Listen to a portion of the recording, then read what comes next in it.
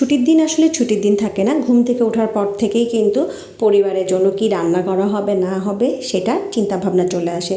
যেহেতু আমি সবসময় বাসায় থাকি না, শুধুমাত্র ছুটির দিনগুলোতেই আমাকে পাওয়া যায়, তাই ছুটির দিনের দায়িত্বটা আমার ঘাড়ে এসেই পড়ে।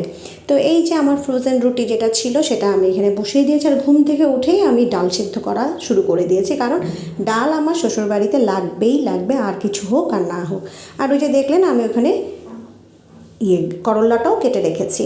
তো আজকে বাসায় কেউই নেই, আমার ভাসুরের বউ গেছে গ্রামে, সে গ্রাম থেকে আসবে, তো সেই জন্য ভাবি বললো আমাকে ফোন করে যে আমি কিছু খাবার দাবার নিয়ে আসবো, আর তুমি না হয় হালকা পাতলার মধ্যে যা করা যায় তা করে নিও।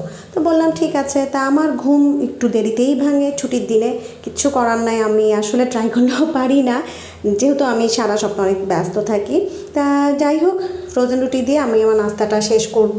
আর হচ্ছে দিক দিয়ে আমি চিন্তা করলাম যে নাস্তা খেতে খেতে আমি ভাজিটা বসিয়ে দিই, তাহলে আমার টাইমটা একটু সেভ হয়ে আসবে। আচ্ছা, আপনারা আপনাদের সময়টাকে সেভ করার জন্য কে কী ধরনের পন্থা ব্যবহার করেন একটু জানাবেন।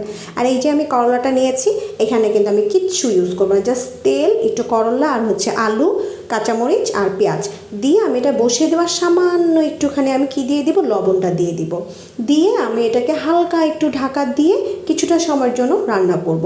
আর করলাতে কিন্তু আপনি হলুদ ছাড়া শুধু তেল, পেঁয়াজ আর হচ্ছে কাঁচামরিচ দিয়ে রান্না করলে কিন্তু করলার টেস্টটা অনেক গুণে বেড়ে যায়। করলা সবচাইতে বেশি মজা করে আমি খাই হচ্ছে আমার অফিসে একজন জিএম স্যার আছেন, ওনার ওয়াইফের হাতেটা এত মজা হয় যা বলার বাইরে।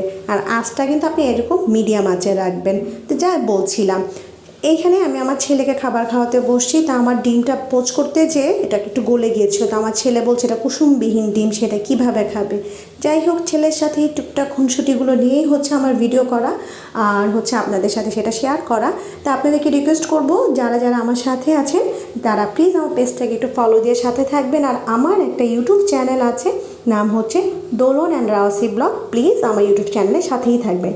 দেখতেই পাচ্ছেন এখানে রসুনটা খুবই কম আছে, আমি একটু টেলে নিচ্ছি। এই শীতের মধ্যে রসুন ভর্তাটা কিন্তু বেশ জমে যায়, রসুন হার্টের জন্য খুবই ভালো। তো আপনারা রসুনটাকে একটু টেলে তারপর পেঁয়াজ, কাঁচামরিচ আর সরষের তেল দিয়ে আপনারা কিন্তু একটা মজাদার ভর্তা বানিয়ে ফেলতে পারেন। আমি এখানে আজ আর কি ব্যস্ততার কারণে আমার আর বাকিটার ভিডিও করা হয়নি।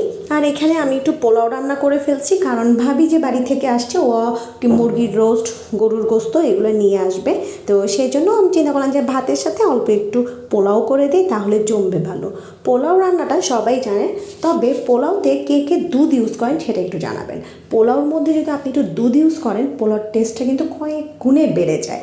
পোলাওর টেস্ট বাড়ানোর জন্য আর কার কাছে কী ধরনের টিপস আছে সেটাও কিন্তু আমাকে ছোট্ট একটা কমেন্ট করে জানিয়ে দিতে পারেন। যাই হোক, বকবক করতে করতে আমার রান্না শেষ।